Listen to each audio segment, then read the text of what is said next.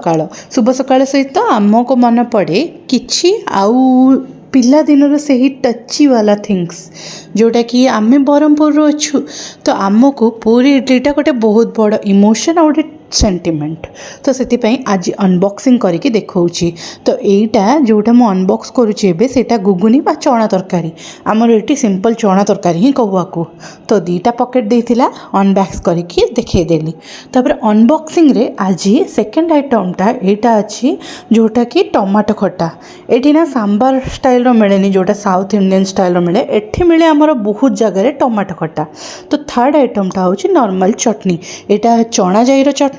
Third नंबरटा एटा रहिला।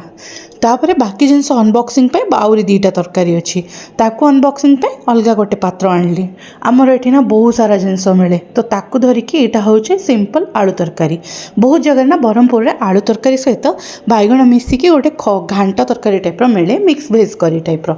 तो एटा होचे मिक्स रो आमर सही आइटम ब्रह्मपुर रो तो सेति एटा मिक्स हलवा आकु ना मिक्स करके खाती पूरी इडली और हलवार कॉम्बिनेशन ना पूरी उपमा ना हलवार कॉम्बिनेशन ना पूरी हलवार कॉम्बिनेशन एमती डिफरेंट कॉम्बिनेशन थाए। एबे तो सब करी हो जाइथिला एबे पूरी भी हो गला आउ एबे टाइम होची इडली रो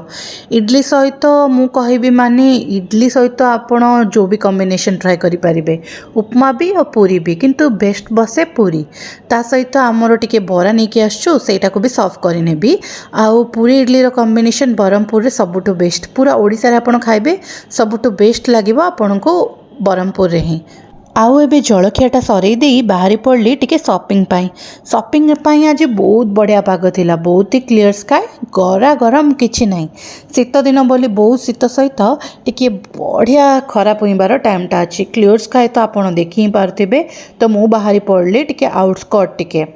प्रथमे एटा बुलबी तापर जीबी टिके शॉपिंग पाई एटा हमर नेशनल हाईवे NH16 तो NH16 देखि आमे ब्रह्मपुर भीतर को एंटर करिबा। एबे मु आस्थिले जनक घर को सेटु जलकिया खाइके एबे बाहर को बाहरची सेति पई एटा ब्रह्मपुर बाहर ही जाउची आ सेठु ही आसुची मु तो सेति पई एबे देखंतु ब्रह्मपुर रो एंट्री गेटटा आपन को देखौची एठु भी गोटे एंट्री करि परिबे ए ओवरब्रिजटा देखि गोटे हल्दापदर ओवरब्रिज गोटे इटिका कमापल्ली ओवरब्रिज आ गोटे होची हमर गोपालपुर ओवरब्रिज एठु शॉपिंग करके आसीगले टिके कौन आउ देखंतु एबे हमर डालमाटा सर्व होची आउ आज बढ़िया डालमाटे बनची मुग तरकारी पकेकी माने मुग तरकारी टाइप रो डालमाटा एटा सब मिक्स भेज रो करी अछि आ ता सहित एटा फळकोबी रो हमर गोटे छेचड़ा टाइप रो फळकोबीटा एटा माने छेचिकी चटनी टाइप रो कराइछि तापरे एटा भजा गोटे सर्व कराइछि सेटा मिक्स भजा आरि सोरिसर टिके पेस्ट दिया जाइछि तो सोरिस राई कहि परिबेनी सोरिस भजा कहि परिबेनी गोटे इनोवेटिव आइटमटा एटा आउ तापर गोटे सिंगड़ा नहीं कि आसलु रास्तार शॉपिंग कला टाइम बहुत खाइबा इच्छा होता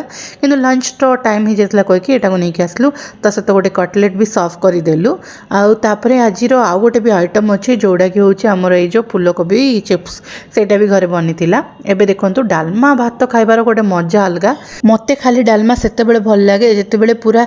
3-4 मास पर ताको खाए डेली खाइले मु खाई पारेनी कोन पे डाली मते एते पसंद नहीं आ ता ऊपर फलमूल पड़ले तार टेस्ट चेंज हो जाए किंतु एमती गोटे गोटे दिन में खाइले भल लगे। एबे आ सहित गोटे फलकोबी भजार तावा फ्राएटे कराई एटा थिला मोर लंच नेक्स्ट ब्लॉग रे पुणी थरे मिसिबा।